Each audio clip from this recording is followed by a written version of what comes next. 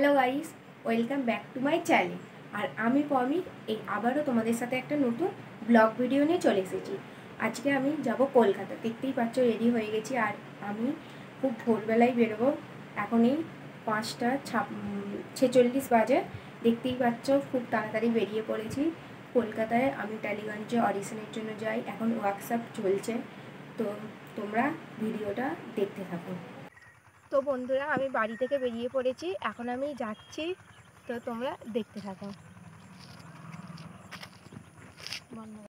আমি স্টেশনে চলে এসেছি, আর আমাদের স্টেশনের নাম হচ্ছে তারকেশ্বর। তারকেশ্বর থেকে আমি হাওড়া যাব, তাই দেখতেই পাচ্ছ ট্রেনে উঠে পড়েছি।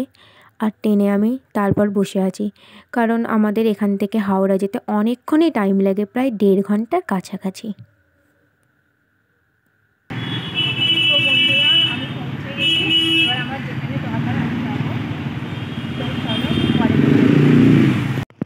আমি এখন টালিগঞ্জ পৌঁছে গেছি, আর আমাদের যেই বিল্ডিংয়ে ওয়ার্কশপ হয় তার সিঁড়ি দিয়ে আমি এখন ওপরে উঠছি।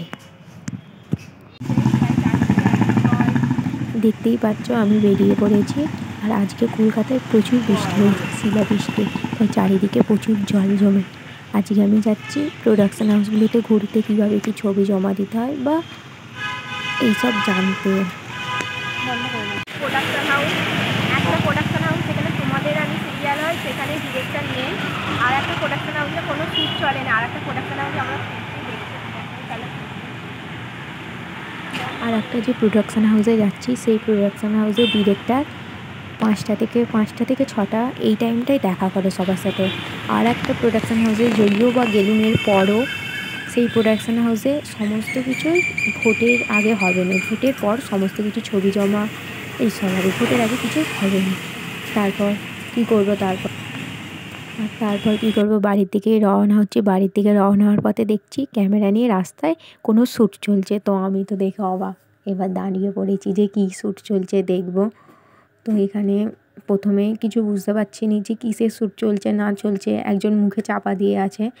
তারপর অনেকক্ষণ থেকে দাঁড়িয়ে আছি যে কিছু তো একটা শ্যুট চলবে, তো সেই নিয়েই দেখছি দেখার কিছুক্ষণ পর তারপর বুঝতে পারলাম এখানে তোমাদের রানী সেটে শ্যুট চলছে। দেখে তো আমার ভালোই লাগলো, রানীকে বিশেষ করে আমার ভালোই লাগে। যদিও বা ওর সাথে আমার আগের সপ্তাহে মিট হয়েছিল, কিন্তু একটাই দুঃখের বিষয়, ওর সাথে কোনো ছবি তোলা হলো না। আর কি করব, ওদের শ্যুট চলছে, ওদের ডিস্টার্ব করা যায়নি, তাই কি আর করব।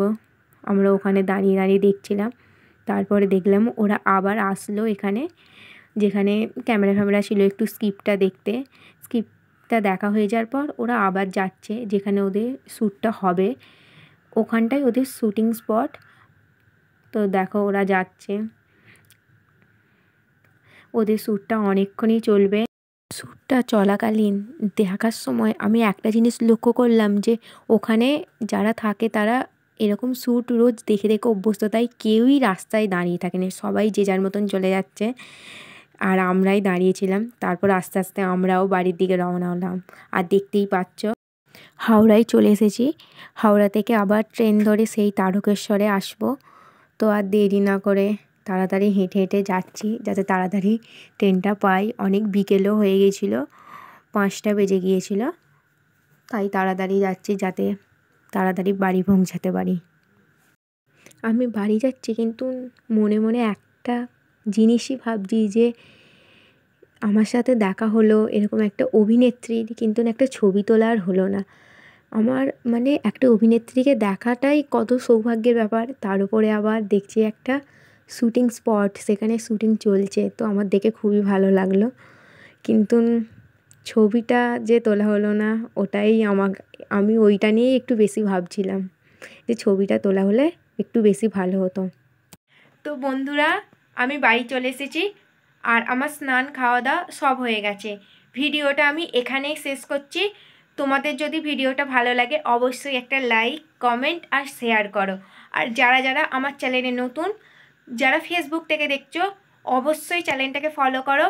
আর যারা ইউটিউব থেকে দেখছো পাশে থাকা বেল আইকনটা প্রেস করে দাও, যাতে সবার প্রথমে নোটিফিকেশান তোমাদের ফোনে চলে যায়। আর সাবস্ক্রাইব করতে ভুলো না। টাটা।